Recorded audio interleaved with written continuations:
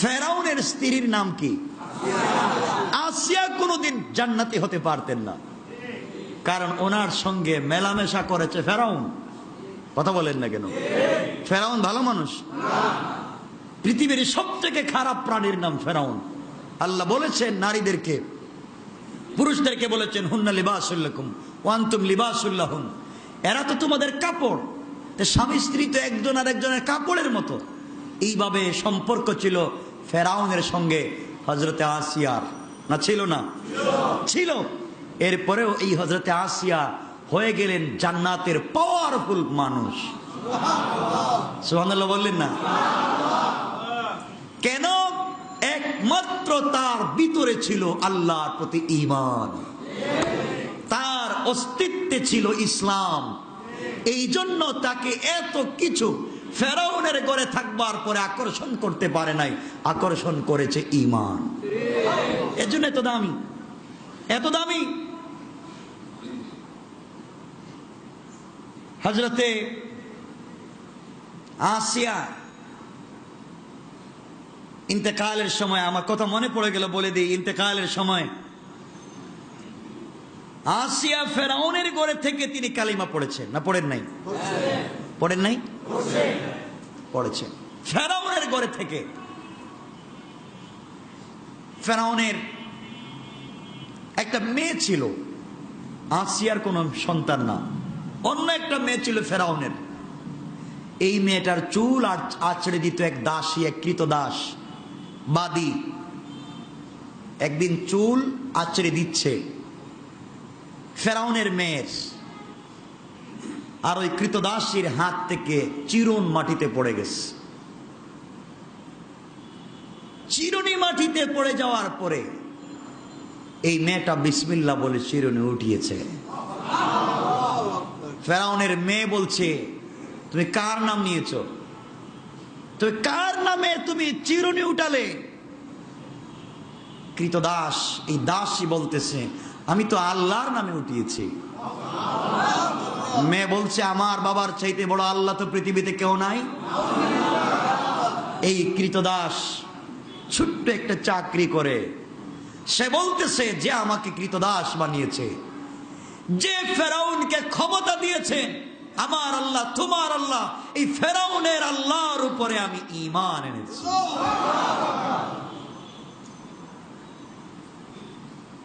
মেয়েটা দৌড়াইয়া বাবার কাছে গিয়েছে, আব্বাজান, তোমার চাইতে নাকি আরেকজন আল্লাহ আছেন?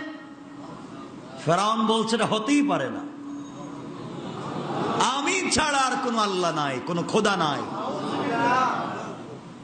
ফেরাউনের মেয়ে বলছে, বাবা তাই যদি হয় তাহলে আমার যে কৃতদাসী আমার চুল আঁচড়ে দেয়, তার চিরুনি পড়ে গিয়েছিল মাটিতে, সে বিসমিল্লাহ বলে উঠালো, সে আল্লাহ আবার কে?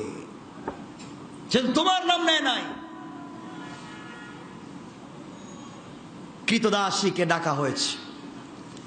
কৃতদাসী হচ্ছে পৃথিবীর সব থেকে নিকৃষ্ট কর্মচারী, ঠিক না? সব থেকে ছোট কর্মচারী। তাকে ডাকা হলো, তুমি কার নাম নিয়েছো?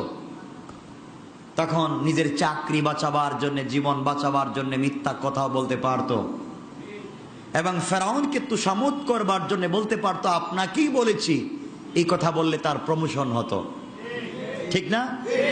এই মেয়েটা তখন বলেছে, ফেরাউন, যে আল্লাহ তোমাকে ক্ষমতা দিয়েছেন, যে আল্লাহ তোমাকে তো পাওয়ার দিয়েছেন, যে আল্লাহ সকালবেলা সূর্য উঠায়া সন্ধ্যাবেলা ডুবাইয়া দেন, যে আল্লাহ রাত বানান দিন বানান, আমি সেই আল্লাহর উপরে ঈমান এনেছি। জালেমের সামনে দাঁড়িয়ে, ফেরাউনের মতো জালেমের সামনে দাঁড়িয়ে সত্য কথা বলেছে। বলবার পরে সাথে সাথে এই মহিলার কোলে ছিল ছোট্ট একটা বাচ্চা। বাচ্চাটাকে টান দিয়ে ফেরাউন নিয়ে নিস। আগুন জ্বালিয়ে চুলার মধ্যে একটা বড় কড়াই দিয়ে জীবন্ত বাচ্চাকে কড়াইয়ের মধ্যে ছেড়ে দিয়েছে। শুধু নাউজুবিল্লাহ বলবেন না, একটু চিন্তা করেন, মাথায় ব্রেইনে একটু চিন্তা করেন। একটা জীবন্ত বাচ্চাকে মায়ের সামনে কড়াইয়ের মধ্যে, তেলের মধ্যে ছেড়ে দিয়েছে। কিছুক্ষণ পরে শরীর থেকে, মাংস থেকে হাড্ডি আলাদা হয়ে গেছে, আলাদা হয়ে গেছে, শরীর ঝলসে গেছে। রূহ ডাক দিয়ে বলছে, মা আমি তো জান্নাত দেখতে পাচ্ছি, তুমি যা বলেছো তার উপরে থাকো, আমার জন্য টেনশন করো না, আল্লাহ তোমার জন্য অপেক্ষায় আছেন। আল্লাহ, তুমি কিসের চিন্তা করো মা? লা তাহজান, ভয় পাইও না, ভয় পাইও না মা। তার একটা মেয়ে ছিল, তাকেও টান দিয়ে আগুনের মধ্যে ফেলে দিয়েছে। আমার বন্ধুগণ, কৃতদাসী বলছে, ফেরাউন আজকে তুমি যা করলে, তুমি আমাকে ছোট করো নাই, বরং আল্লাহর কাছে আমাকে বড় সম্মানিত করেছো। তোমাকে ফেরাউন বলছে, শোনো, আমার একটা সন্তানকে আমার চোখের সামনে তুমি কড়াইয়ের মধ্যে ফেলে দিয়েছো, এইভাবে যদি আমার হাজার লক্ষ সন্তান থাকতো, আল্লাহর নাম নিয়ে তোমার সামনে কড়াইয়ে ছেড়ে দিতে 1 মিনিটও দেরি করতাম না। এমন মায়েদের দরকার আমাদের, এমন মায়েদের দরকার। শহীদ হয়ে গেল এই মেয়েটা। কি বলতে চাই শুনেন। আসিয়াকেও ধরা হলো, আসিয়া সেম বললেন, ফেরাউন বুঝালো, কাজ হয় নাই। এক পর্যায়ে আসিয়াকে যখন শোয়া দিয়ে উলঙ্গ করে হাতে পেরেক দিচ্ছে, আরে জীবন্ত মানুষের শরীরে একজন স্বামী তার স্ত্রীর হাতে পেরেক মারতেছে, কিছু চিন্তা করতেছেন আপনারা? বড় বড়টা কার নাম? পেরেক দিচ্ছে, কত কষ্ট চিন্তা করে। পায়ের বৃদ্ধাঙ্গুলি থেকে চামড়া উঠাইয়া দিচ্ছে জীবন্ত মানুষের, কি কষ্ট। আমরা তো একটু কষ্ট পাইলেই তো মিথ্যা সাক্ষী দেই। এমন সময় হযরতে আসিয়া কি করবেন খুঁজে পাচ্ছেন না। আল্লাহ রাব্বুল ইজ্জত ওয়াল জালাল পয়গাম পাঠিয়ে দিয়েছেন, আসিয়া, আসিয়া শুনো, এই মুহূর্তে ঈমান ছেড়ে দিও না, তুমি ঈমান রাখো। আসিয়া বলছেন, আল্লাহ আমি এত কষ্ট পাচ্ছি, তুমি আমাকে কি পুরস্কার দিবে? আল্লাহ বলছেন, আসিয়া তোমাকে আমার জাতের ইজ্জতের কসম করে বলছি, তোমাকে আজকে আমি যে সম্মান দিব পৃথিবীর কাউকে দিব না। আসিয়া বলছেন, আল্লাহ বলেন, আমি তো এই ফেরাউনের ঘরে, স্বামীর ঘরে কত কষ্ট পেয়েছি, আর এখন পাচ্ছি, আপনি কি সম্মান দিবেন? আল্লাহ বলছেন, আসিয়া তাহলে শোনো, আমার পরে পৃথিবীতে যাকে সম্মান দিয়েছি, সেই বিশ্বনবীর সঙ্গে জান্নাতে তার স্ত্রী তোমাকে বানাইয়া দিব। আল্লাহু আকবার বলেন। আল্লাহ, এই সম্মান আসিয়া পাইলেন। এজন্যে মা খাদিজাতুল কুবরার ইন্তেকালের সময় যখন চলে এসেছে, রাসূল পাক খাদিজার মাথায় হাত দিয়ে বলেন, খাদিজা তুমি তো চলে যাচ্ছ, চলে গেলে তোমার সতীনদেরকে আমার সালাম পৌঁছে দিও। খাদিজা বলছেন, স্বামী কি বলছেন আপনি? আমার আগে তো আপনি কাউকে বিয়ে করেন নাই, আমার আগে তো কাউকে আপনি বিয়ে করলেন না, সতীন আমি কোথায় পেলাম? নবীজি বললেন, খাদিজা তুমি কি যাদের সঙ্গে মিলবে, এদের মধ্যে একজন হচ্ছেন হযরতে ঈসার মা, নাম কি?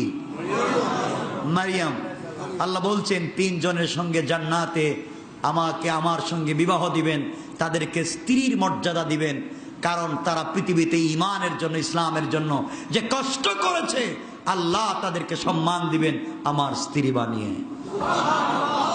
এর মধ্যে একজন হচ্ছেন হযরতে ঈসা আলাইহিস সালামের মা হযরতে মারিয়াম, আরেকজন হচ্ছেন মূসা আলাইহিস সালামের বোন হযরতে কুলসুম, আর আরেকজন হচ্ছেন ফেরাউনের স্ত্রী হযরতে আসিয়া। সুবহানাল্লাহ বললেন না? আল্লাহ এই 3 জন মহিলাকে ইসলামের জন্য, দ্বীনের জন্য রাসূল পাকের স্ত্রী বানিয়ে দিচ্ছেন জান্নাতে। সুবহানাল্লাহ বললেন না? কি সম্মান দিচ্ছেন তাদেরকে। আমার মুসলমান বন্ধুগণ, গভীর মনোযোগ।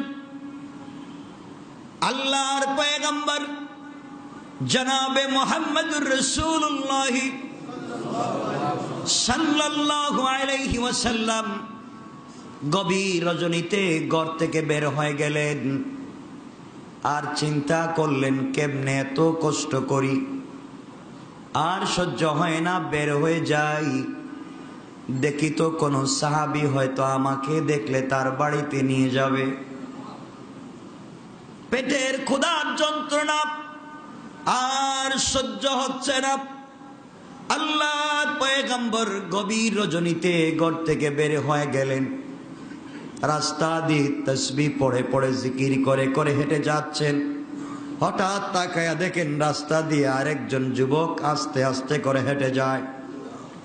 ডাক দিয়া বললেন, যুবককে, গভীর রজনীতে তুমি হেঁটে যাও কে তুমি, তোমার পরিচয় কি? যুবক দাঁড়িয়ে গেলেন। আল্লাহর পয়গম্বর হেঁটে হেঁটে যুবকের কাছে গিয়ে দেখেন আর কেউ না, তিনি হলেন রাসূলের বন্ধু হযরতে আবু বকর। জিজ্ঞাসা করলেন, আবু বকর, এত গভীর রজনীতে দুনিয়ার মানুষগুলা ঘুমিয়ে গিয়েছে, জঙ্গলের পশু পাখি পর্যন্ত ঘুমিয়ে পড়েছে, কেউ নাই, কেউ জাগ্রত নাই। কত সন্তান তার বাবার গলা জড়াইয়া ঘুমায়, কত স্ত্রী তার স্বামীর গলা জড়িয়ে ঘুমায়। আবু বকর, এত গভীর রাত্রে ঘর থেকে বের হয়েছ কেন? আল্লাহর পয়গম্বরকে জড়িয়ে হযরতে আবু বকর ডেকে বললেন, ইয়া রাসূলুল্লাহ, আল্লাহর পয়গম্বর, গভীর রাত্রে ঘর থেকে বের হয়ে চলে এসেছি, আর সহ্য হয় না, ঘরের ভিতরে থাকতে পারি না, পেটের ক্ষুধার যন্ত্রণায় 2-3 দিন হয়ে গেল খাবার পাই না, রাস্তায় বের হয়ে আছে। আল্লাহর নবী বললেন, আবু বকর, আমার তো একই হালাত, চলো আমরা হেঁটে যাই। কার কথা বলছি? যিনি রাসূলের সঙ্গে জান্নাতে থাকবেন, যিনি রাসূলের সঙ্গে রওজায় শুয়ে আছেন। আমি তো সেই আবু বকরের কথা বলছি, গ্রামের কোন গরিব লোকের কথা বলি নাই।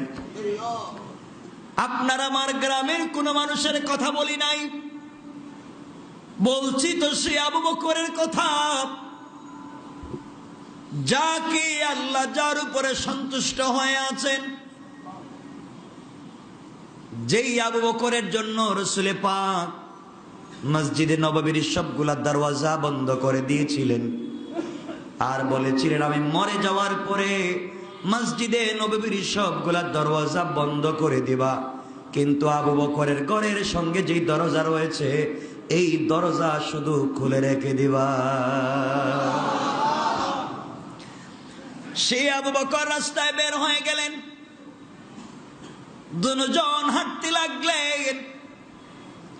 আল্লাহর পরে এই পৃথিবীতে যার সব থেকে বেশি সম্মান, সেই বিশ্বনবী খোদার তাড়নায় রাস্তা দিয়ে হাঁটেন। বিশ্বনবীর পরে যে মানুষটা পৃথিবীর, ওই আবু বকরও না খেয়ে রাস্তা দিয়ে হাঁটেন। পৃথিবীর শ্রেষ্ঠ 2 মহাপুরুষ খাবারের তাড়নায় রাস্তা দিয়ে হাঁটেন। কিছু দূর যাওয়ার পরে দেখে আরেকজন যুবক রাস্তা দিয়ে হেলে দুলে হেঁটে যায়। নবীজি বললেন, যুবককে, তুমি দাঁড়িয়ে যাও, দাঁড়িয়ে যাও, কে তুমি হেঁটে যাচ্ছ? আল্লাহর পয়গম্বরের কথা শুনে যুবক দাঁড়িয়ে গেলেন। নবীজি কাছে গিয়ে দেখেন তিনি আর কেউ না, তিনি হলেন হযরত ওমর।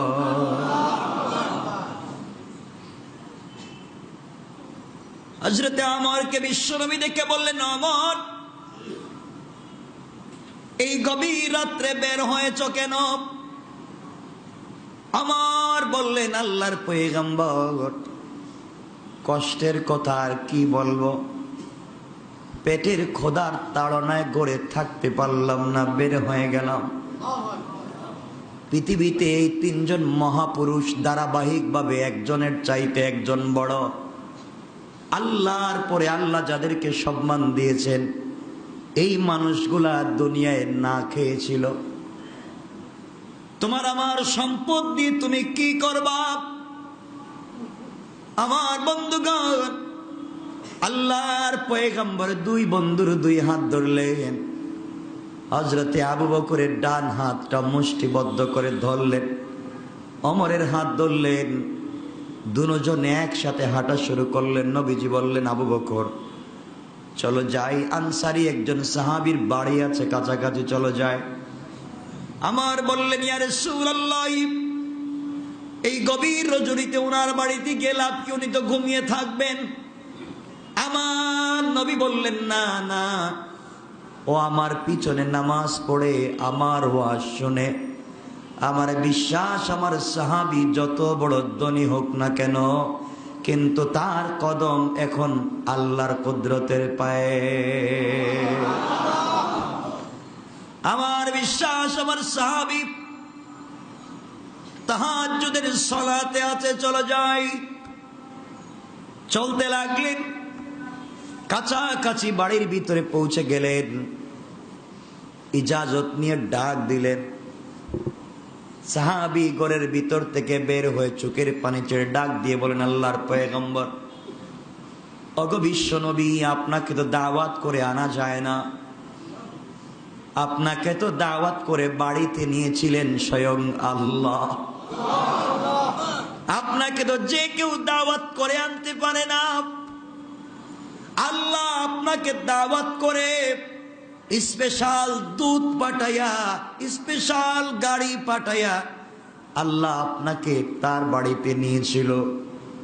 আর আপনি না জানিয়ে কেন আমার বাড়িতে চলে আসলেন? নবীজি বললেন, ও সাহাবী, আমি এসেছি, আমার দুই বন্ধুকে নিয়ে এসেছি। ওরাও খায় নাই, আমিও খাই নাই। সারাদিন দিনের দাওয়াতে বাহিরে থাকি, সারাদিন দিনের দাওয়াত দিতে থাকি। রাত্রবেলা বাড়িতে গিয়েছি, ঘরের ভিতরে খাবার নাই। আমার দুজন বন্ধু, তাদেরও খাবার নাই। সাহাবী আশ্চর্য হয়ে গেলেন, ইয়া রাসূলুল্লাহ, আপনি বসেন। ওই কথা বলে ঘরের ভিতরে গিয়ে আস্ত একটা দুম্বা জবাই করলেন। নবীজির সামনে হাজির করলেন, ঠান্ডা পানিও হাজির করলেন। তিনজন মিলে খাবার খেলেন, পরিবারের জন্য নিলেন।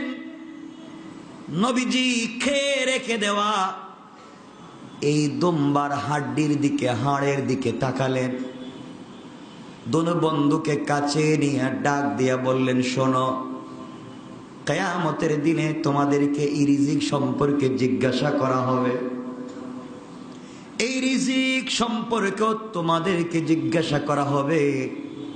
রিজিক যতটুকুন খেয়েছো, দিনের দাওয়াত কি ততটুকুন দিয়েছো?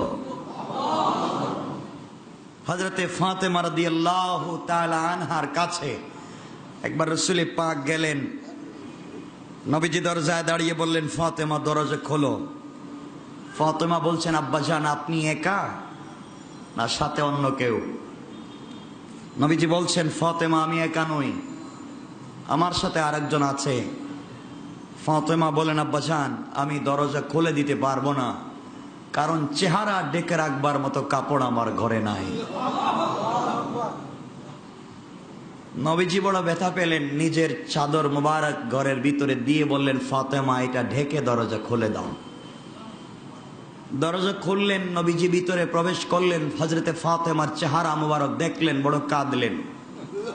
আমার মেয়ের চেহারা এত খারাপ হয়ে আছে, হাতে দাগ পড়ে গেছে পানি টানতে টানতে, মুখটা শুকিয়ে গিয়েছে। ফাতেমা বাবাকে জড়াইয়া বলছেন, আব্বাজান, 4 দিন হয়ে গেছে, একটা খেজুরের দানাও নাই, বিচিও নাই, আমি যে চাবাবো, চিবিয়ে যে পানি পান করবে, একটা খেজুরের বিচিও নাই। এমন সময় আল্লাহ জিবরিল আমিনকে পাঠাইয়া দিলেন পয়গম্বরের কাছে, আর জানাইয়া দিলেন, পয়গম্বর, আপনি আপনার মেয়েকে জানাইয়া দেন, তার কাছে আমি 2টা অপশন দিচ্ছি। 2টা অপশন দিচ্ছি, সে যেটাকে চায় সেটাকে মেনে নিতে পারবে। নবীজি বললেন, আল্লাহ আপনি বলেন কি অপশন দিয়েছেন আমার মেয়েকে? আল্লাহ বললেন, ফাতেমা চাইলে তার ঘর থেকে আসমান পর্যন্ত আমি স্বর্ণ দিয়ে বানাইয়া দেব। তার যা আছে ঘরের সবকিছু আমি স্বর্ণ দিয়ে তৈরি করে দেব। তাকে এত টাকার মালিক বানাবো আমি পৃথিবীতে আগেও কাউকে বানাই নাই, আগামীতেও কাউকে বানাবো না। এত সম্পদ তাকে দিব, এটা হচ্ছে একটা অপশন। আর 2 নাম্বার হচ্ছে যদি সেগুলা বাদ দিয়ে সবর করতে পারে, আমি তাকে জান্নাতি মহিলাদের সরদারিনী বানাবো। সে কোনটা চায় আপনি তাকে জিজ্ঞাসা করেন। রাসূল পাক ফাতেমাকে বললেন, মা, আল্লাহ তোমাকে 2টা অপশন দিয়েছেন, তুমি চাইলে পৃথিবীর সব থেকে বড় ধনী হতে পারো, সব থেকে বেশি স্বর্ণ ব্যবহারকারী হতে পারো, চাইলে জান্নাতের সরদারিনী হতে পারো। ফাতেমা বলছেন, আব্বা জান, আমি পৃথিবীতে যাই ব্যবহার করি, আমাকে কি মরা লাগবে? বাবা বলছেন, অবশ্যই তোমাকে একদিন মরে যাওয়া লাগবে। আব্বা জান, তাহলে এত সম্পদ দিয়ে আমি কি করবো? এগুলো তো থেকেই যাবে। আমি অস্থায়ী সম্পদ চাই না, অস্থায়ী জিন্দগিতে কষ্ট করেই যেতে চাই, স্থায়ী জিন্দগিতে জান্নাতের সরদারিনী হতে চাই। আমি তো সেই জিন্দগিকে কবুল করে নিয়েছি, দুনিয়াকে লাথি মেরে ফেলে দিয়েছি। আমার মুসলমান বন্ধুগণ, গভীর মনোযোগ। আমালিকা জাতি, জালুতের সম্প্রদায় বনি ইসরাইল থেকে এই গৌরবময় অমূল্য সম্পদ সিন্দুক নিয়ে যাওয়ার পরে তারা বারবার সিন্দুক খুলতে চাইল, বারবার চেষ্টা করেছে সিন্দুক খুলে ফেলবার। যতবার সিন্দুক খুলবার চেষ্টা করেছে, কোনোভাবেই তো সিন্দুক খুলতে পারে না। তারা এই লোহার সিন্দুককে গলাবার জন্য অগ্নিকুণ্ডলিতে ফেলে দিল। অগ্নির মধ্যে ফেলে দেওয়ার পরে আগুন নিভে যায়, কিন্তু সিন্দুকটা খুলে না। সুবহানাল্লাহ পড়ে। সিন্দুকটাকে এক জায়গায় ফেলে দিল, যেখানে ফেলে দেয় ওখানে মহামারী লেগে যায়, ওখানে তাদের মধ্যে রোগ লেগে যায়। এক পর্যায়ে তারা এই দামি সিন্দুকটাকে, যা আল্লাহর পক্ষ থেকে এসেছিল, তাকে তারা ডাস্টবিনে, মলমূত্র যেখানে মানুষ ফেলে দেয় ওখানে ফেলে দিল। এই অন্যায় ব্যবহার করবার কারণে যারা এই কাজ করেছে, এই সিন্দুকটাকে অপমান করেছে, আল্লাহ তাদেরকে মওত দিলেন। স্বাভাবিক মওত দিলেন না, তারা টয়লেট মুখের দিকে করে এরপরে মরেছে। মরে যাওয়ার পরে এরা ভয় পেয়ে গেল, এটা তো মহাবিপদ। তারা এই সিন্দুকটাকে নিয়ে মন্দিরে রেখে দিল। যেদিন মন্দিরে রেখে দিল, রেখে দেওয়ার সাথে সাথে মন্দিরের সবগুলা ভূত আর মূর্তি এই সিন্দুকের পায়ে পড়ে গেল। তারা তো আশ্চর্য হয়ে গেল, কি ব্যাপার, কি করা যায়? এক পর্যায়ে সিন্দুকটাকে একটা ঘোড়ার গাড়িতে করে, গরুর গাড়িতে করে অথবা ঘোড়ার গাড়িতে করে সিন্দুকটাকে দিয়া জঙ্গলের দিকে ছেড়ে দিল। কয়েকজন ফেরেশতা মিলে এই ঘোড়ার গাড়িটা অথবা গরুর গাড়িটাকে নিয়ে রাস্তা দিয়ে চলতে লাগলেন। পয়গম্বর শামুয়েলের নির্দেশে বাদশা তালুত সিন্দুক উদ্ধার করবার জন্য রাস্তায় রওনা হলেন। দেখলেন ফেরেশতারা সিন্দুক নিয়ে আসতেছে। তিনি সেই সিন্দুকটা ফেরেশতাদের কাছ থেকে নিলেন, গাড়ি সহ নিয়ে তিনি বনি ইসরাইলদের কাছে হাজির হয়ে গেলেন। বাদশাহ গিয়ে তিনি পয়গম্বর শামুয়েলের কাছে পৌঁছে দিলেন। এই গাড়ির ভিতরে সিন্দুকটা পাওয়ার কারণে সবাই তখন খুশি হয়ে গেল, তাকে বাদশাহ হিসাবে মেনে নিল। আমার বন্ধুগণ, সবাই যখন মেনে নিল, মেনে নেওয়ার পরে শামুয়েল বললেন তালুতকে, শোনো, তুমি জালুতের বিরুদ্ধে যুদ্ধ করার জন্য তৈরি হয়ে যাও। যেই বনি ইসরাইলেরা আজকে তাদের সিন্দুক পেয়েছে, পয়গম্বরদের সব ফিরিয়ে পেয়েছে, আমার বিশ্বাস তারা অবশ্যই মোকাবেলা করবে, যুদ্ধ করবে। জালেম বাদশার বিরুদ্ধে যুদ্ধ করবার জন্য হযরতে তালুত সেনাবাহিনী জমা করতে লাগলেন। শামুয়েল আলাইহিস সালাম এই কথা জানতে পারলেন যে একজন বুজুর্গ ব্যক্তি আছেন তার দেশের ভিতরে, যার নাম হযরতে দাউদ। একটা যুবক ছেলে আছে এই বনি ইসরাইলের ভিতরে, একটা যুবক আছে যার নাম দাউদ। যে সারাদিন রোজা রাখে, সারা রাত্র আল্লাহর ইবাদত করে, আমানতের খেয়ানত করে না, ভালো যুবক, তিনি জানতে পারলেন আল্লাহর কাছ থেকে ওহীর মাধ্যমে এই দাউদ, যখন দাউদকে যদি তালুতের সেনাবাহিনীতে ঢুকিয়ে দেওয়া হয়, তাহলে এই দাউদের মাধ্যমে জালুতকে ধ্বংস করা যাবে। কথাগুলো ভালো করে বুঝবেন। শামুয়েল ভালো করেই জানতেন তার দেশে তালুতের মতো পাওয়ারফুল বাদশাহ আছে, তার দেশে বনি ইসরাইলের মতো সেনাবাহিনী আছে, ক্ষমতা আছে, এরপরেও জালুতের বিরুদ্ধে যুদ্ধ করে পারবেন না। পারার জন্য আল্লাহ ইশারা করে দিয়েছেন, তোমার দেশে একজন যুবক আছে, আমানতদার, তাহাজ্জুদওয়ালা, রোজাদার।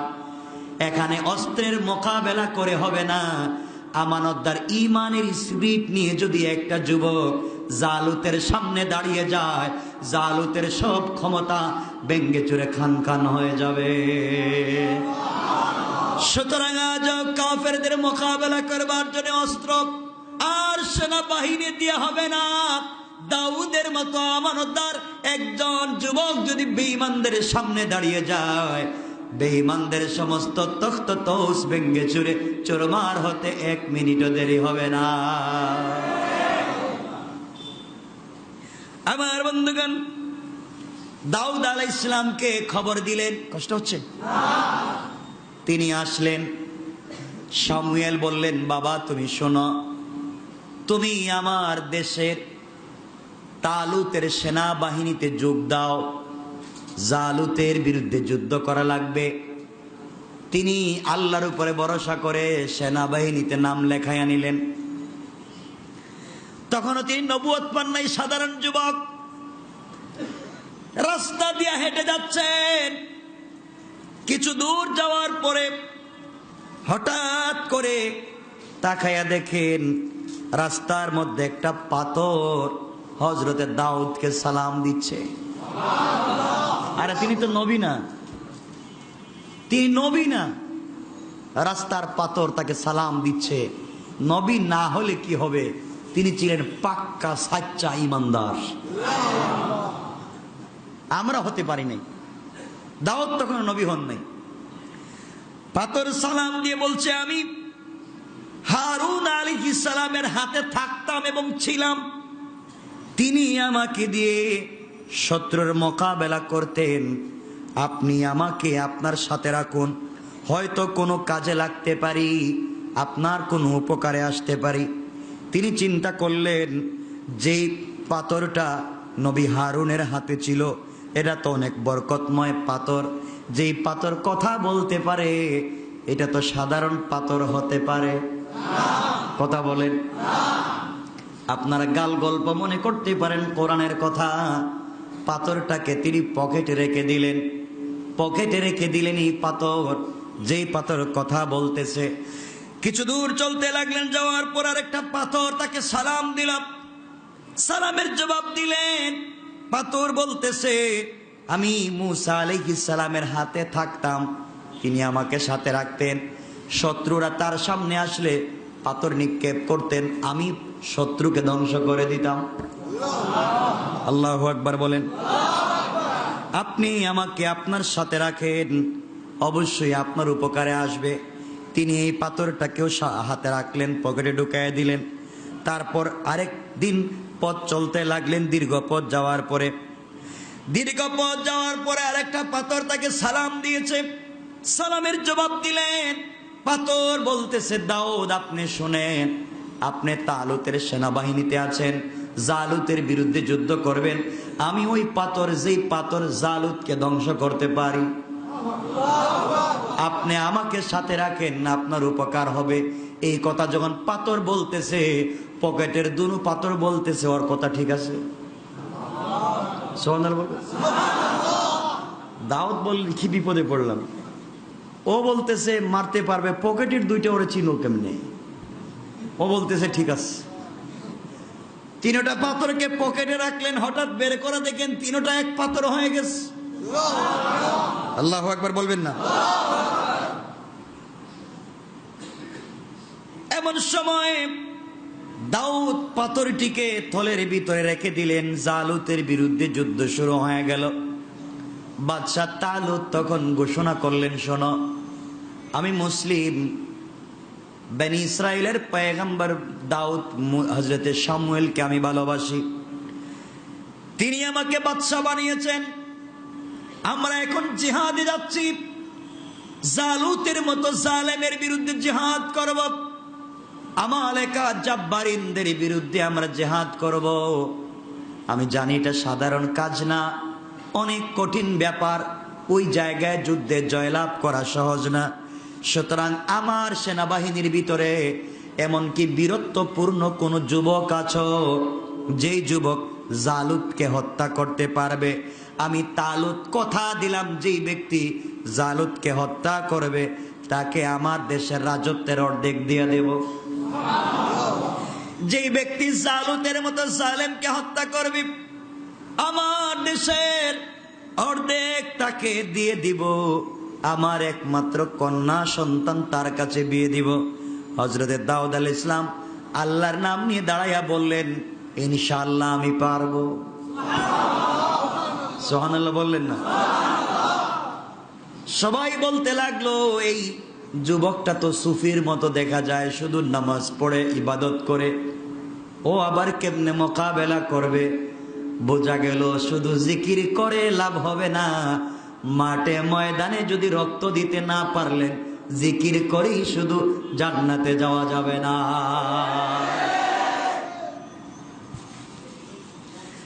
আমার বন্ধুগণ, হযরত দাউদ আলাইহিস সালাম পকেটে পাথর নিলেন। পাথর কোথায়? সবাই বললেন না? দুই পক্ষে যুদ্ধ সামনাসামনি হয়ে গেল। জালুত এসে দাঁড়িয়েছে, ডেকে ডেকে বলতেছে, কে আছো বনি ইসরাইলের ভিতরে আমার মোকাবেলা করবে? জালুত যার নিচ দেখা যায়, উপর দেখা যায় না। আমাদের মতো মানুষ যদি জালুতের সামনে দাঁড়ায় তাহলে এই হাঁটু পর্যন্ত আসবে। লম্বা কি ছোট নাকি লম্বা বেশি? হাঁটু পর্যন্ত আসবে। ওর কাঁধে উঠতে গেলে তো মই লাগবে, মই। কত লম্বা চিন্তা করতেছেন?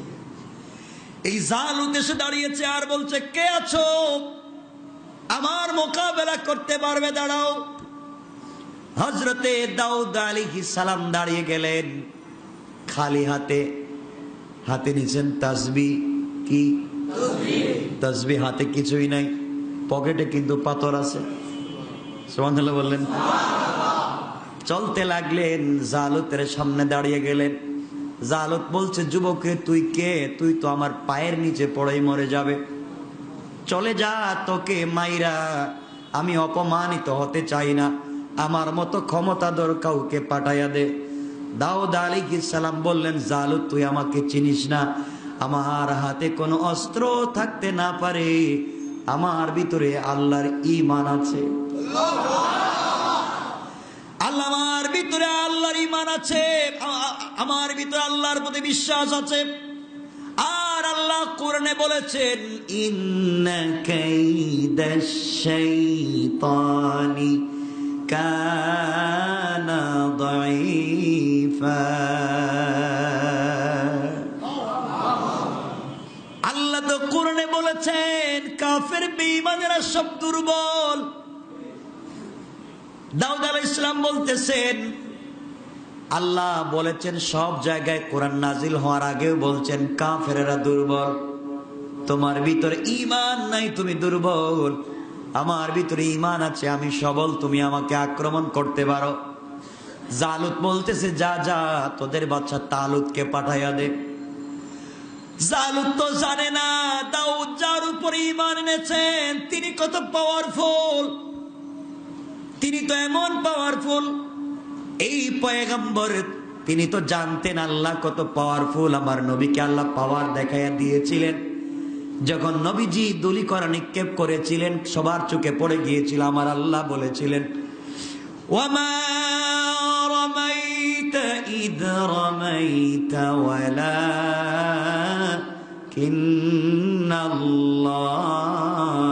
রামা।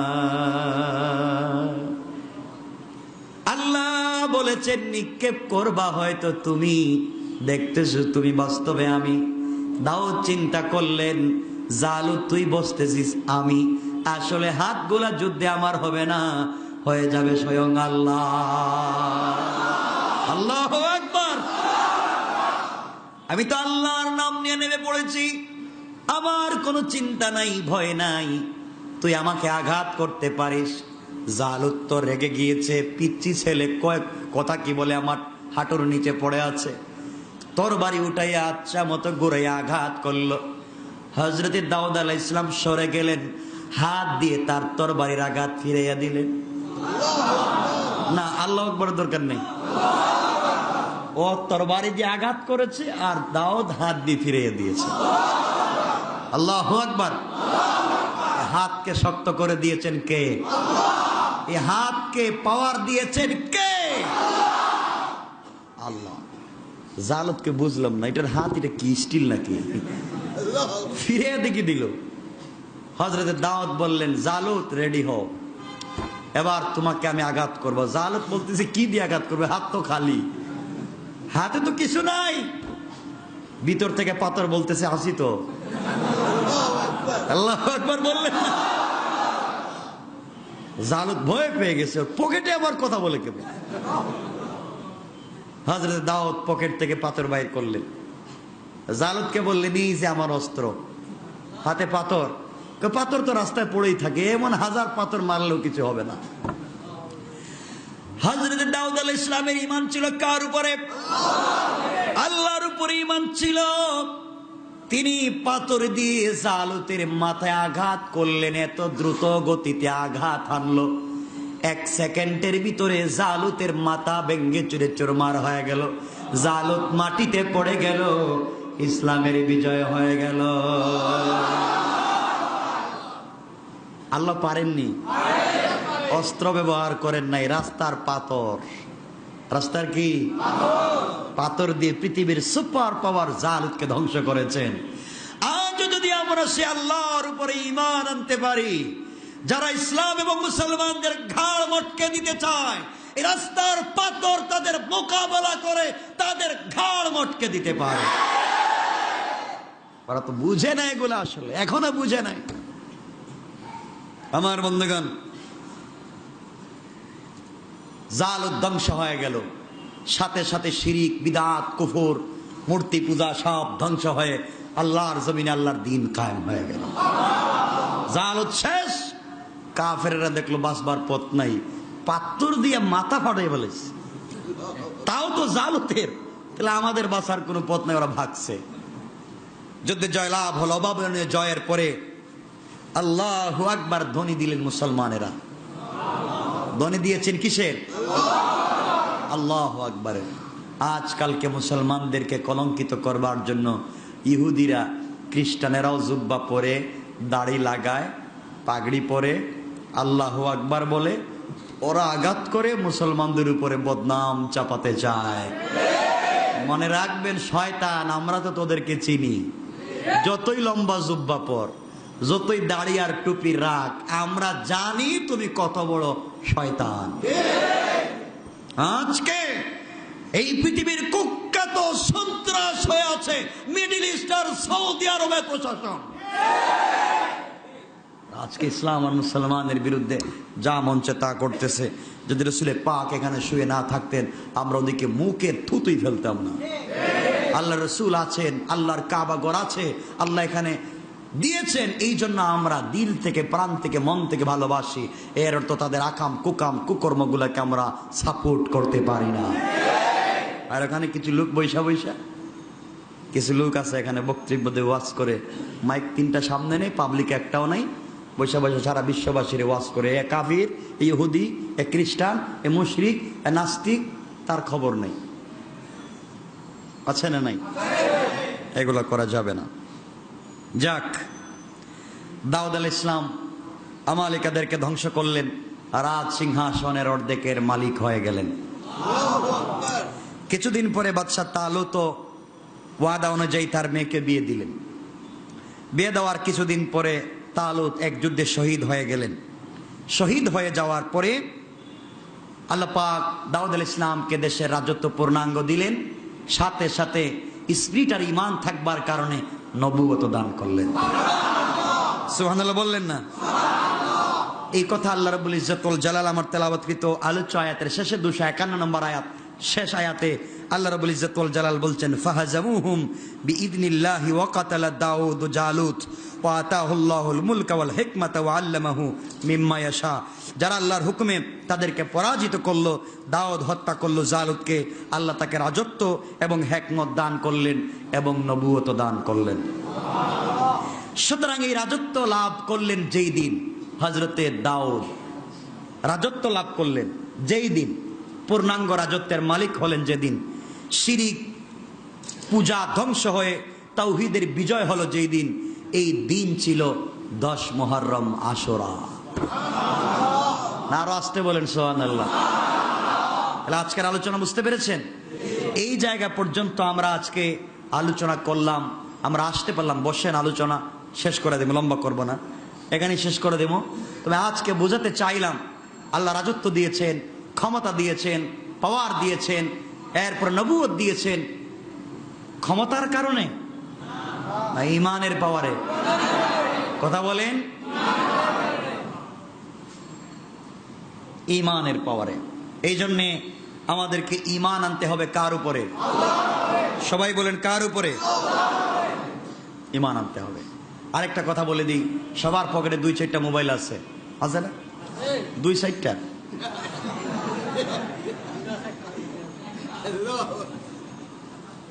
থাকতে পারে, মোবাইল আছে। মোবাইলের ভার অনেক কম, অনেক হালকা। কথাগুলো শুনেন, মোবাইল অনেক হালকা, পকেটে 2-4টা মোবাইল রাখতে পারবেন। কিন্তু এই মোবাইল দিয়ে যদি গুনার কাজ করেন তা হয়ে যাবে অনেক ভার। কিয়ামতের দিন এই ভার নিয়ে হাঁটতে পারবেন না। এজন্যে মোবাইল ইউজ করতে আমি নিষেধ করছি না, আপনি ভালো কাজে ব্যবহার করতে পারেন। কথা বলছেন না কেন? আপনি ভালো কাজে মোবাইল ব্যবহার করেন, পারবেন তো ইনশাআল্লাহ? আজকে উলামায়ে কেরামকে বাংলাদেশে গালি দেওয়া হয়, কিন্তু দুঃখ হচ্ছে একটা কথা আপনাদেরকে আমি শেয়ার করি, সব থেকে বেশি কষ্ট পাই যে কাজের কারণে আজকে উলামায়ে কেরামকে গালি দেওয়া হয়। কিন্তু বাংলাদেশে মাদকের বিরুদ্ধে, অন্যায়ের বিরুদ্ধে নির্বেজাল যদি কথা বলে থাকেন এই লক্ষ লক্ষ মসজিদের খতিব আর এই ওয়াজ মাহফিলের মাঠের হুজুরেরা, তারাই স্পিড নিয়ে দালালি মুক্ত ছাড়া, দালালি ছাড়া তারা ইসলামের কথা, মাদকের বিরুদ্ধে, সুশাসনের পক্ষে, বিশৃঙ্খলার বিপক্ষে কথা বলেছেন, কথা বলে থাকেন উলামায়ে কেরাম। আজকে তাদেরকে যারা স্তব্ধ করতে চায়, গাড় মটকে দিতে চায়, আল্লাহ তাদেরকে নমরুদ ফেরাউনের মতো ধ্বংস করে ছাড়বে। আমার বন্ধুগণ, কষ্ট পাচ্ছেন আপনারা? সুতরাং এই অন্যায়গুলা যারা করবেন, আল্লাহর ওয়াস্তে নিজেকে অন্যায় থেকে বাঁচান। আপনাদেরকে বলছি, আরেকটা কথা বলছি, মনে রাখবেন, কালকে আমি লাশ হয়ে যেতে পারি, আপনিও লাশ হয়ে যেতে পারেন। লাশ হয়ে অন্যের কাঁধে উঠার আগে পায়ে হেঁটে মসজিদে আসা শিখুন। লাশ হয়ে অন্যের কাঁধে উঠে লাভ নাই, এখনো পা ঠিক আছে, পা দিয়ে হেঁটে মসজিদে আসুন, উপকার হবে, কল্যাণ হবে। আল্লাহ আমাদের সবাইকে বাঁচিয়ে রাখুক। সবাই পড়েন আমিন। কেন মসজিদে আসবেন? আসার পিছনে একমাত্র কারণ হচ্ছে 24টা ঘন্টার মধ্যে সব থেকে কোয়ালিটিফুল টাইম যেটাকে আমরা কাটাই, 5 ওয়াক্ত নামাজে যেই টাইমটা আমরা কাটাই, এটা হচ্ছে 24 ঘন্টার সব থেকে কোয়ালিটিফুল টাইম, সব থেকে দামি সময়। যেই সময়টুকুন আমরা নামাজে কাটাই, এর চাইতে দামি সময় আছে? কথা বলেন না কেন? যাক, আলোচ্য বিষয়ের আলোচনা আজকে এখানে রেখে দিলাম। কিন্তু একজন ভাইয়ের একটা প্রশ্ন ছিল, এই প্রশ্নটার উত্তর দিতে গেলে আমাকে আর 5-7 মিনিট লাগবে। আমি এই প্রশ্নের উত্তর দিয়ে কথা শেষ করব, আজকে লম্বা করব না। প্রশ্ন করেছেন তিনি যে এটার আলোচনা হয়তো আমি একবার করেছিলাম, 25 শ্রেণীর মানুষের আলোচনা। তিনি বলেছেন দত্তক নেওয়া, দত্তক বুঝেননি?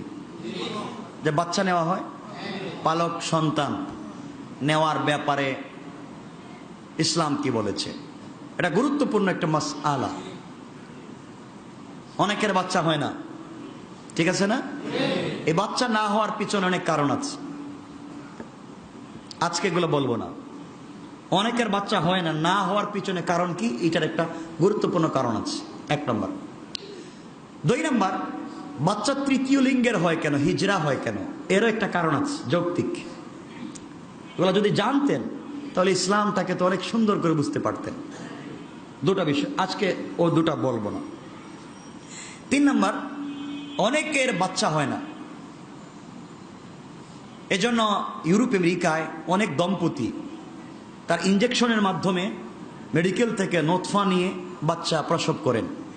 কথা বলেন না কেন?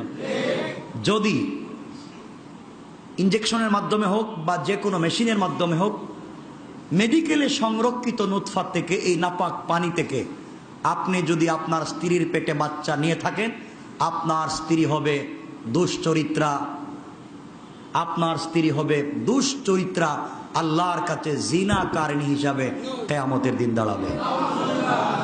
তো এটারও একটা ব্যাখ্যা আছে। এই 3টা ব্যাখ্যা বাদ দিলাম, যেহেতু আজকে সময় কম, আমি লম্বা করব না। এই 3টা বিষয় যদি কখনো মনে পড়ে আর কেউ মনে করিয়ে দেয়, বাচ্চা কেন হয় না, বন্ধ্যাত্ব হয় কেন নারীদের, 1 নম্বর। 2 নম্বর হচ্ছে হিজরা হয় কেন, আর 3 নম্বর হচ্ছে ইনজেকশনের মাধ্যমে ভিন্ন পুরুষের নুতফা এনে যদি বাচ্চা হয়, এর বিধান কি, যা ইউরোপ আমেরিকায় হচ্ছে না। 3টা। 4 নম্বর আমাদের বাংলাদেশেও আসতে শুরু করেছে। 4 নম্বর হচ্ছে আজকালকে ছেলেমেয়েরা বাচ্চা নিতে চায় না, ওরা বিয়েও করতে চায় না।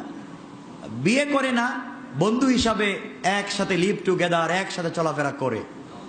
বাচ্চা হয়, বাচ্চা 8-10 বছর হওয়ার পরে এরা আনুষ্ঠানিকভাবে চিন্তা করে আমরা বিয়ে করব। এমন ঘটনা শোনেন নাই পৃথিবীতে? শোনেন নাই? বাচ্চা হয়েছে, একসাথে থাকে, এখন এরা ঘোষণা দিচ্ছে বিয়ে করব। তাহলে বিয়ের আনুষ্ঠানিকতাটা কি, তা আমি বুঝি নেই। আপনারা কিছু বুঝেন? বাচ্চা আছে কিন্তু বিয়ে করে নেই। তো এগুলা ইসলাম কি বলে? আমি এই 4টা পয়েন্টে, আল্লাহ যদি আমাকে বাঁচিয়ে রাখেন, মস্তিষ্ক সুস্থ রাখেন, তো খেপা এরা সন্তুষ্ট। বাংলাদেশে ওয়াজ হলে আমার ওয়াজই হবে না, মাঠে ময়দানে ওয়াজ বন্ধ। সকালে বলে হবে, দুপুরে বলে হবে না, আসরের টাইমে বলে হবে, মাগরিবের টাইমে বলে হবে না, এভাবে চলতেছে। তো মাঠে ময়দানে স্তব্ধ করে দিতে পেরেছেন, কিন্তু বিনোদ বিবির সাউন্ডকে বিশ্বব্যাপী পৌঁছে দিয়েছেন কে? আওয়াজ করে বলেন কে?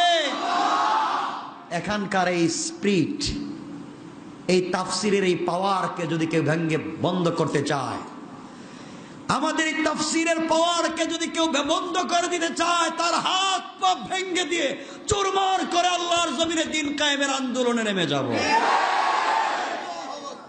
আমরা তাকে বরদাস্ত করব না ইনশাআল্লাহ। যাই হোক, কষ্ট পাচ্ছেন? তো এই লোকগুলা কষ্ট পায়।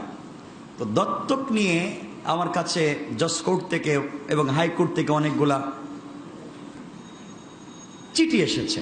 আমি এক জায়গায় একটা বক্তৃতা বলেছিলাম, তারা চ্যালেঞ্জ করেছেন আইনিভাবে নাকি এটা দেখবেন।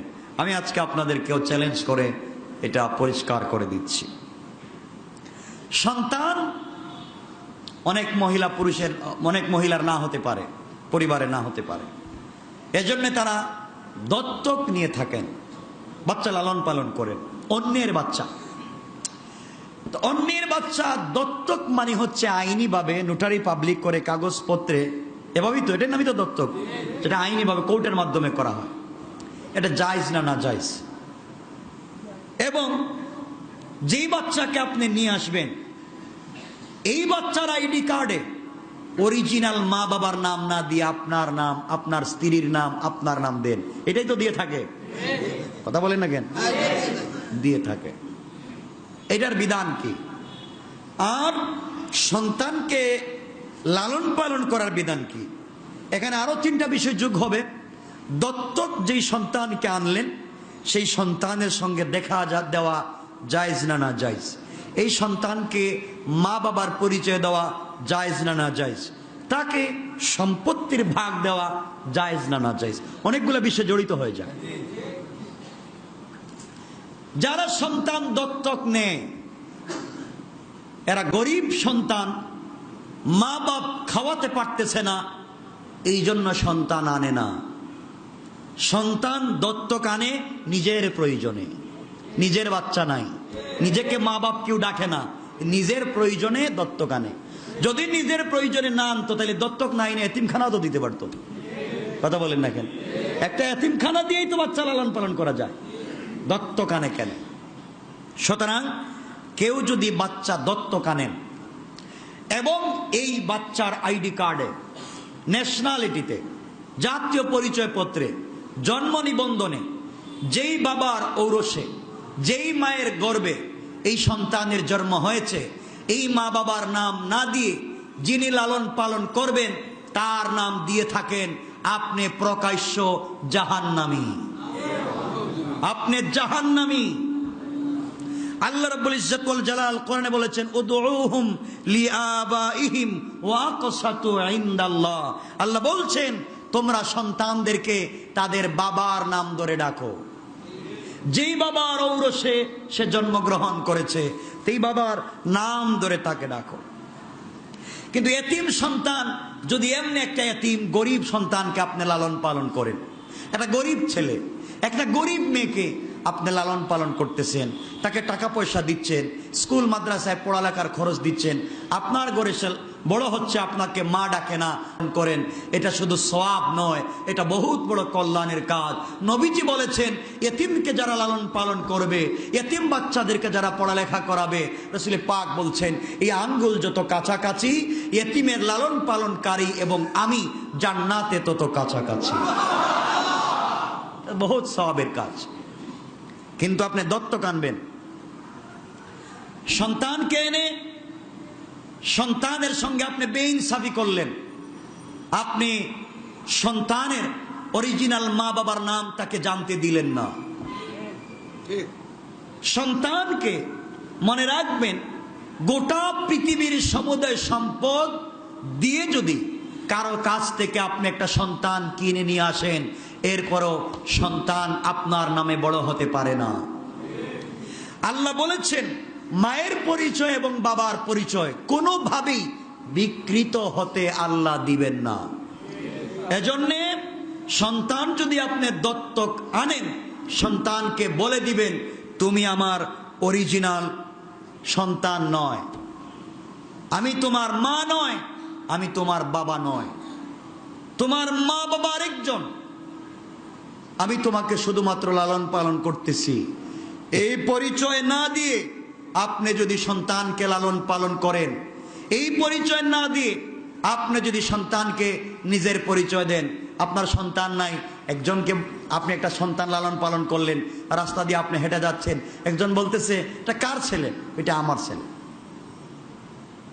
আপনি প্রকাশ্য জাহান্নামী, আরেক বেচারার ছেলেকে আপনার ছেলে দাবি করতেছেন। এরপর অনেকে বলতে পারেন আমি তো সন্তানকে কিনে নিয়ে আসছি।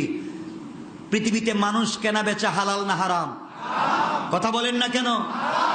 যেই উকিল কোর্টে এফিডেভিট করে অরিজিনাল সন্তানের নাম, মা বাবার নাম পরিচয় কেটে দিয়া যারা লালন পালন করবে তাদের মা বাবার নাম কাগজে লিখে দিবে, সহযোগিতা করবে, সেও জাহান্নামী, সেও জাহান্নামী। আপনি তার মা বাবার নামকে পরিচয় থেকে ভুলিয়ে দিয়েছেন। কিয়ামতের দিন আল্লাহ এই সন্তানকে তার অরিজিনাল বাবার নামে যখন ডাকবেন, সন্তান বলবে উনি তো আমার বাবা নয়, কারণ সে তো আরেক বাবার নামে পরিচিত বড় হয়েছে।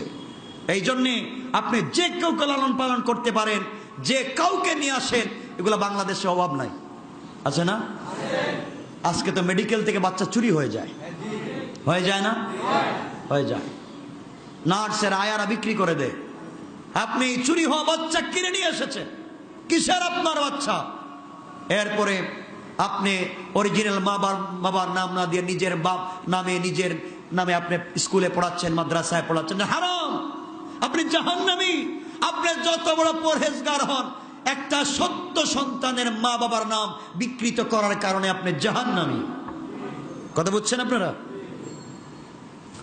এখন বলতে পারেন রাসূল পাক সাল্লাল্লাহু আলাইহি ওয়াসাল্লাম তো একটা ছেলেকে লালন পালন করেছিলেন, তার নাম কি? যায়েদ ইবনে হারিসা। যায়েদকে রাসূল লালন পালন করলেন, নিজে খাওয়ালেন, বড় করলেন। এক সময় মানুষ বলতে লাগলো যায়েদ ইবনে মুহাম্মদ, নবীজির সন্তান বলে ডাকা শুরু করলো। আল্লাহ আয়াত নাজিল করে দিলেন। আল্লাহ আয়াত নাজিল করে বলেন উদউহুম লিআবাইহিম, তোমরা সন্তানকে তার অরিজিনাল বাবার নামে ডাকো। এটা হারাম। আল্লাহ আরো আইন করে দিলেন যে দত্তক নেওয়া সন্তান যদি তার স্ত্রীকে ছেড়ে দেয়, দত্তক যেই বাবা নিয়েছিলেন সেই বাবা এই মেয়েকে বিয়ে করতে পারেন। রাসূল পাক তার পালক পুত্রের স্ত্রীকে বিয়ে করে এই বিধান কায়েম করে দিয়ে বুঝিয়ে দিয়েছেন পালক পুত্র কখনো আপনার অরিজিনাল সন্তান হতে পারে না। কথা বুঝতে পেরেছেন? এই কথার উপরে ভিত্তি করে আমি বলতেছি, আপনারা মনোযোগ দিয়ে শুনবেন। এক নম্বরে, এই যেটাকে লালন পালন করলেন সে যদি ছেলে হয়, তাহলে আপনি এই ছেলেটা যে লালন পালন করলেন তাকে তো মা ডাকতেছে, মা ডাকতেছে না? কথা বলেন না কেন? ইসলাম বলছে ছেলেটা প্রাপ্ত বয়স্ক হয়ে গেলে আলাদা থাকতে হবে, মা ডাকতে পারবে না। খালা ডাকো, খালা, চাচি, ফুফু, এগুলো ডাকতে পারবে, মা ডাকতে পারবে না। কারণ তাকে যে জন্ম দিয়েছে সে কাফের হোক, মুশরিক হোক, এক বেলা যদি তাকে না খাওয়ায়, জীবনেও যদি তাকে না খাওয়ায়, তাকে জন্ম দিয়েছে সে তার মা, সে তার মা। তার পরিচয় আল্লাহ মুছে দিতে চান না। সে 10 মাস পেটে রেখেছে, সে তার মা। তুমি 2, 4, 5, 10, 20 বছর খাওয়াইয়া মা ডাক নিতে পারো না। এই জন্য দত্তক আনলে মা বাপ ডাকাতে পারেন না, হারাম কাজ। সুতরাং এই দত্তক আনা সন্তান তাকে যেই মা লালন পালন করেছে সেই মাকে বিয়ে করতে পারে। কথা বলেন না কেন? এই জন্যে এই পালক পুত্রের সঙ্গে এই মহিলার পর্দা করা নামাজ রোজার মতো ফরজ। আর যদি এই পালকটা মেয়ে হয়, তাহলে যেই বাবা এনেছেন তার জন্য পর্দা করা ফরজ, এবং উনি এই পালক মেয়েকে বিয়ে করতেও ইসলাম বলেছে। কেন? যে ও তার অরিজিনাল মেয়ে নয়, মেয়ে নয়, এটা আরেকজনের মেয়ে। কথা বুঝতে পেরেছেন? তাহলে এইটা যদি ছেলে হয়, তাহলে যেই মহিলা লালন পালন করেছেন তার সঙ্গে পর্দা করা কি দেখা করা যাবে? মা বাবার কোনো পরিচয় থাকবে? আর যদি মেয়ে হয়, ওই পুরুষের সঙ্গে দেখা করা হারাম, পর্দা করা হারাম। আজকে দত্তক আনছেন, আজকে কলেজ ইউনিভার্সিটিতে অনেকেই দত্তক নেওয়া সন্তানকে পড়াচ্ছেন নিজের পরিচয় দিয়ে। আছে না? ঢাকায় আছে, চিটাগাঙ্গে আছে, সিলেটে আছে, বিভিন্ন জায়গায় দত্তক এনেছেন। আপনার সন্তান হয় না, আপনার স্ত্রীর বাচ্চা হচ্ছে না, আপনি মেয়েকে দত্তক আনলেন, আপনি একটা ছেলে দত্তক আনলেন, নিজের পরিচয় বড় করলেন। মনে রাখবেন, যদি আপনার নাম ঠিকানা দিয়ে থাকে, আপনি যদি যতক্ষণ পর্যন্ত তার কাছে তার অরিজিনাল মা বাবার পরিচয় না দিবেন, আপনি প্রকাশ্য জাহান্নামী। কথা বুঝতে পেরেছেন? এই কাজগুলো করা যাবে না। এখন আসুন সম্পত্তির বেলায়। দত্তক যেই সন্তান কিনেছেন, এই সন্তানকে কোনো সম্পত্তি দিতে পারবেন না, সে সম্পত্তির মালিক নয়। দত্তক যদি কোনো ছেলেকে আনেন, কোনো মেয়েকে আপনি আনেন, আপনি যদি তাকে সম্পদ দিয়ে দেন, আপনার কোনো সন্তান নাই, আপনার সম্পদের মালিক আপনার ভাই, আপনার ভাতিজা, আপনার বোন, এরা সম্পদের মালিক। তাদেরকে না দিয়ে দত্তক নেওয়া সন্তানকে যদি আপনি সম্পদ দেন, আপনি পরিবারের অবকাঠামো নষ্ট করেছেন, বোনের হক, ভাইয়ের হক, ভাতিজার হক নষ্ট করেছেন। আপনি পয়গম্বর না। আপনি যদি কাবা ঘরের ইমাম হয়ে যান, আপনি জাহান্নামী। কথা বুঝাইতে পারতেছি? আপনি জাহান্নামী, আপনি জান্নাতে যেতে পারবেন না। হ্যাঁ, আপনি যদি জীবিত থাকা অবস্থায় কিছু সম্পদ যাকে লালন পালন করেছেন তার নামে আপনি লিখে দেন, জীবিত থাকা অবস্থায়, সেটা যে কাউকে যে কেউ ওসিয়ত করতে পারে। কিন্তু মনে রাখবেন, আল্লাহকে ওয়াস্তে যেই সন্তানকে লালন পালন করবেন তাকে মা বাবা ডাকাবেন না, মা বাপ ডাকাবেন না। এটা বড় সম্মানী, এটা বড় ইজ্জতের নাম, মা আর বাবা। যে কাউকে আপনি ডাকাবেন না, আপনার সন্তান হয় না, এই জন্য ডাকাতে পারেন। ডাকাতেই যদি হয়, সন্তানের সঙ্গে যদি পর্দা ছাড়া আপনি চলতেই হয়, এত ভালোবাসেন, তাহলে আপনাকে একটা কাজ করা লাগবে। এই কাজটা হচ্ছে, সন্তানকে আপনি ছোট্ট অবস্থায় আনবেন, এফিডেভিট করে আনবেন না, অরিজিনাল মা বাবার পরিচয় দিবেন, অরিজিনাল তার মা বাবার পরিচয় দিবেন। আপনাকে যদি সে মা বাপ, আপনি ডাক শুনলে অনেক খুশি হন, বাবা ডাক শুনলে অনেক খুশি হন, এটা যদি নিতে চান, তার সঙ্গে পর্দা ছাড়া যদি আপনি চলতে চান, মায়ের মতো, মেয়ের মতো, ছেলের মতো, তাহলে ছোট্ট অবস্থায় সন্তানকে এনে তা অরিজিনাল কাগজে তার মা বাবার অরিজিনাল নাম রেখা আপনি সন্তানকে দুধ পান করাইয়া দিবেন। দুধ পান করাইয়া দিলে আপনি দুধ মা, আপনি দুধ বাবা। বুঝতে পেরেছেন? দুধ মা যখন হয়ে যাবে তখন এটা দুধ মা, তার সঙ্গে দেখা করা জায়েজ, জায়েজ না? দুধ মাকে মা বলাও জায়েজ। আপনি যদি তাকে দুধ পান করাতে পারেন তাহলে তাকে আপনি পর্দা ছাড়া স্বাভাবিকভাবে চলতে পারবে, আপনার সাথে স্বাভাবিক চলতে পারবে, আপনাকে মা ডাকতে পারবে। কিন্তু মনে রাখবেন, দুধ মা হতে পারে, সন্তানকে দুধ খাওয়াতে পারেন, কিন্তু সে সম্পদের মালিক হবে না। যাই করেন সে সম্পদের মালিক হবে না। দুধ খাওয়ানোর পরেও যদি আপনাকে মা ডাকে, অরিজিনাল মা বাবার নাম তার কাছে পৌঁছে দিতে হবে। তোমাকে আমি লালন পালন করেছি, তোমার মা বাবা অমুক। কথা বুঝতে পেরেছেন? তা যদি আপনারা না করতে পারেন তাহলে কি জাহান্নামী। মনে রাখবেন, যায়েদ ইবনে হারিসা রাসূল পাকের পালক পুত্র। কিন্তু আজকে কেউ পৃথিবীতে কোনো হাদিসের কিতাবে লেখা দেখবেন না যায়েদ ইবনে মুহাম্মদ, হাদিসে পাইবেন যায়েদ ইবনে হারেসা, যায়েদ ইবনে হারেসা। আছে না? আচ্ছা,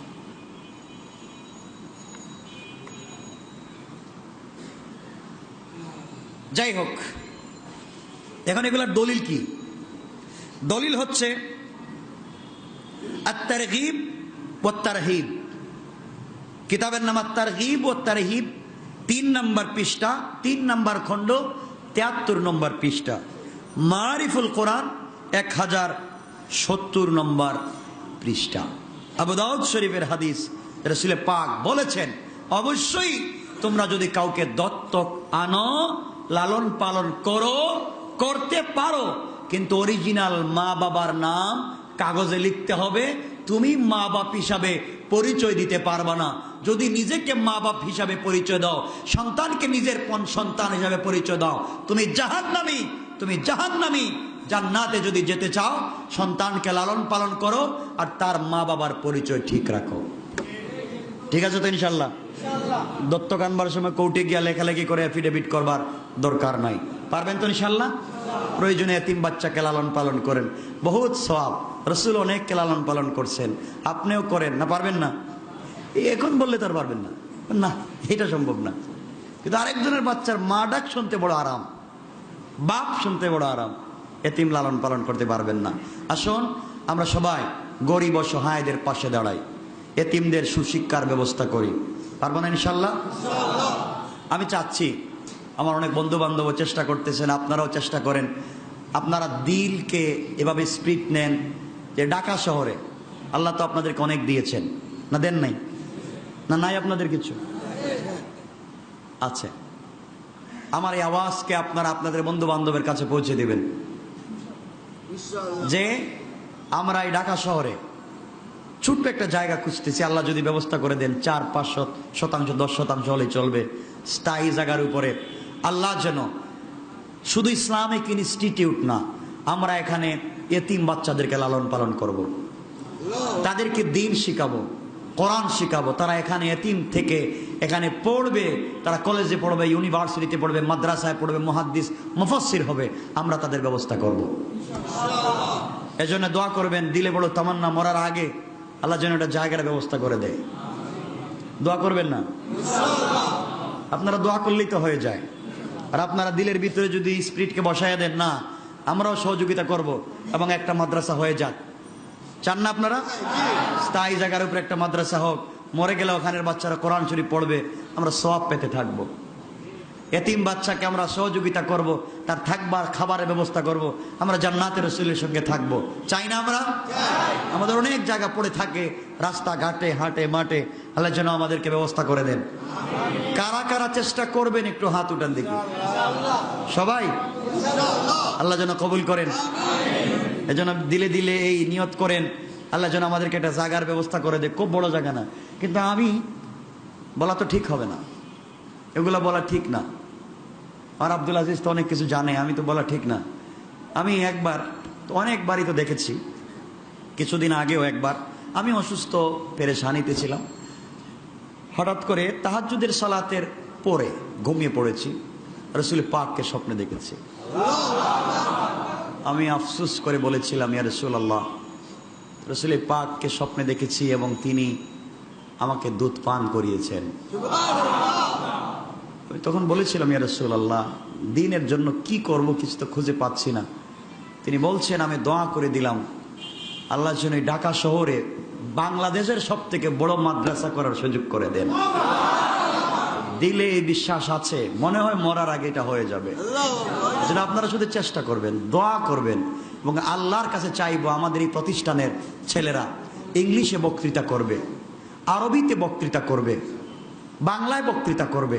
আমরা এমন প্রতিষ্ঠান করব যেই প্রতিষ্ঠানের ছেলে একসাথে মাদ্রাসায় পড়তে পারবে টাইটেল পর্যন্ত, ইউনিভার্সিটিতে মাস্টার্স করবে, বিভিন্ন বিদেশে গিয়ে এমফিল করবে, পিএইচডি করবে এবং বিভিন্ন দেশের মানুষকে দ্বীনের দায় হিসাবে দাওয়াত দিবে।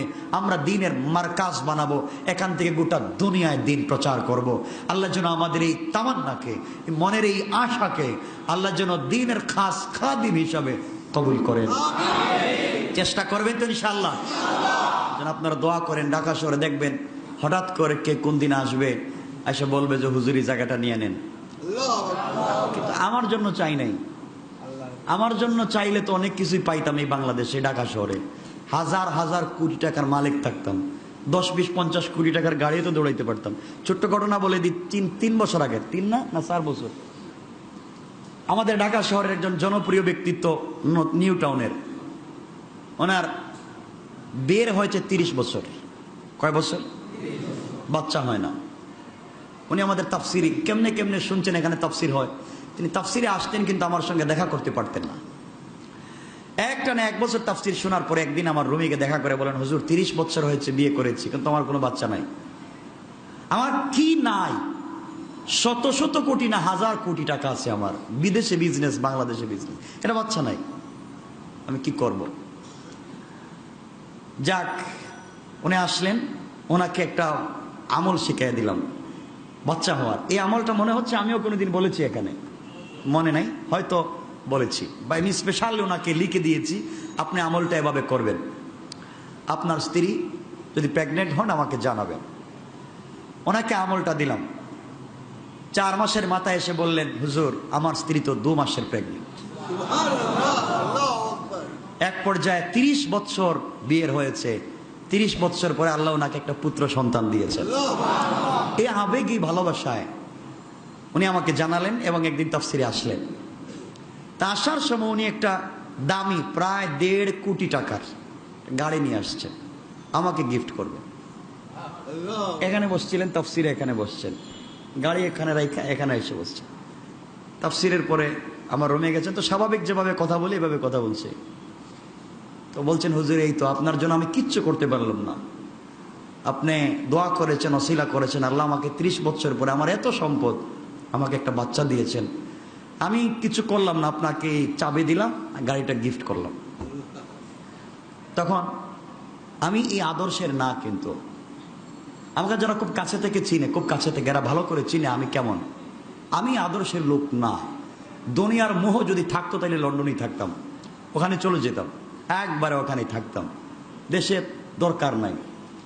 কিন্তু আমি রাগ করে ফেলেছি, দুঃখ পেয়েছি, বলছে আমি কিছু করলাম না, বাচ্চা দিলেন আল্লাহ,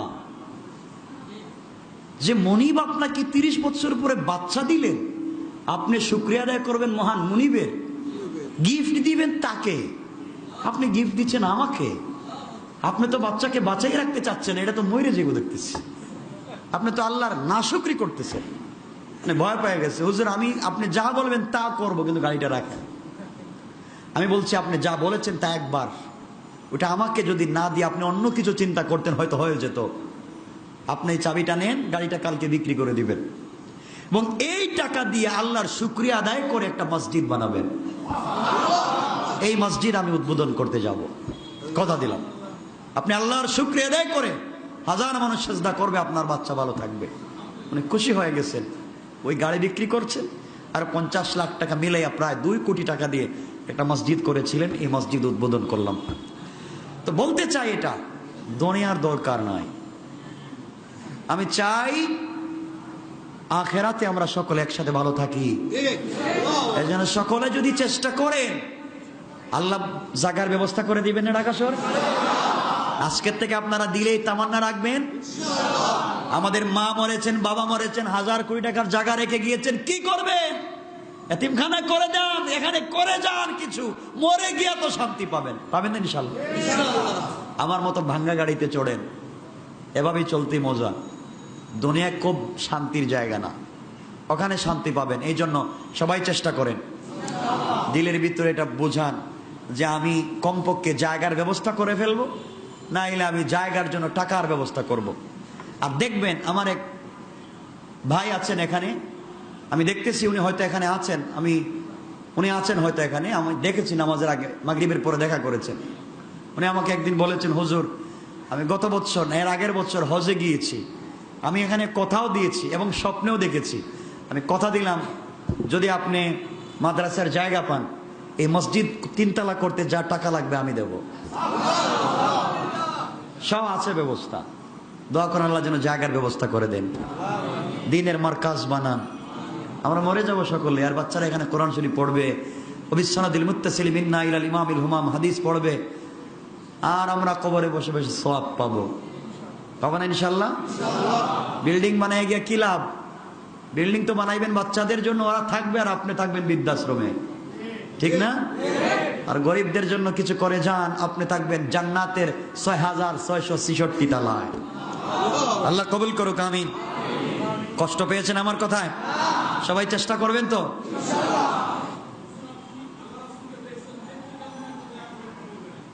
বুঝিনি।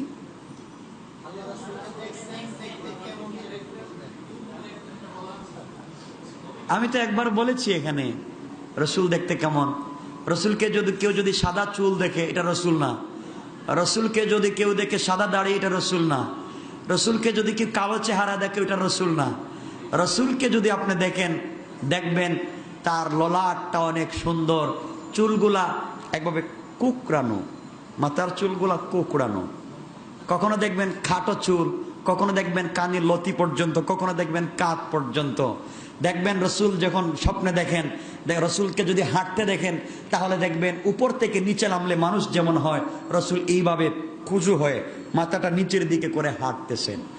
রসুলকে যখন আপনি দেখবেন, তখন দেখবেন যেখানেই দেখবেন আসমানের চন্দ্র সূর্য যেন এই রুমের ভিতরে বসে আছে।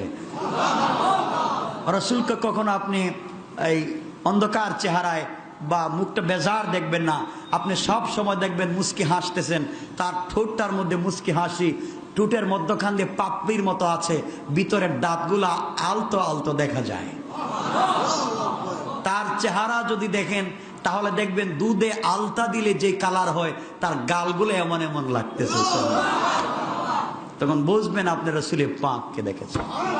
আর রসুলের পাককে যদি খালি গায়ে আপনি দেখবেন তার এই বুক থেকে নাভি পর্যন্ত ছোট্ট একটা কালো রেখার মতো কালো, একবারে কালো চুল দেখা যাচ্ছে। সুবহানাল্লাহ বললেন না? দেখবেন এভাবেই রসুলকে দেখবেন। রসুলকে যদি দেখেন হেঁটে যাচ্ছেন, তাহলে দেখবেন ডান হাতটা নড়ে না, বাম হাতটা নড়তেছে, কিন্তু ডান হাতটা অফ হয়ে আছে। সুবহানাল্লাহ বললেন না? এভাবেই দেখবেন। আল্লাহ আমাদেরকে কবুল করুক, সবাইকে বলেন আমিন। আরো অনেক কথা আছে। রসুলের নাক মোবারক যদি দেখেন, তখন দেখবেন ছুরির মতো ধারালু, ছুরির মতো ধারালু। কেউ যদি দেখেন যে সুন্দর নবীজিকে দেখেছেন সাদা, উনি রসুল না। রসুল সাদা ছিলেন না, সাদা ছিলেন হযরত ইউসুফ। আমার নবী সাদা সুন্দর ছিলেন না, আমার নবী ছিলেন লালচে বর্ণের। হাসলে যাদের গাল লাল হয়ে যায়, যাদের গাম জ্বরলে চেহারা লাল হয়ে যায়, রসুল ছিলেন লালচে বর্ণের। সুবহানাল্লাহ। বুঝবেন আপনি রসুলকে দেখেছেন। এতটুকুন থাক, আল্লাহ সুযোগ দিলে আরেকবার বলবো না। তা আমার কথা এতটুকুনি বলছি, বাহিরে বলার সুযোগ নাই, আপনারাও বাহিরে বলবেন না। তবে শেষ কথা হলো, মাদ্রাসার জন্য সবাই চেষ্টা করবেন, সবাই এতিমখানার জন্য সবাই চেষ্টা করবেন, সবাই দিল থেকে তামান্না করেন, আল্লাহ একটা ব্যবস্থা করে দিবেন। আমার জন্য দোয়া চাই, আপনাদের জন্য দোয়া থাকলো। কিছু বলবেন? আমার ভাইয়ের বড় বোন, হ্যাঁ, মিসেস হুসনে আরা বেগম গুরুতর অসুস্থ, ভর্তি, দোয়া ওনার জন্য দোয়া। আরো অনেকে দোয়া চেয়েছেন, সুমন ভাই সহ আমার অনেকে দোয়া চেয়েছেন বাবার জন্য।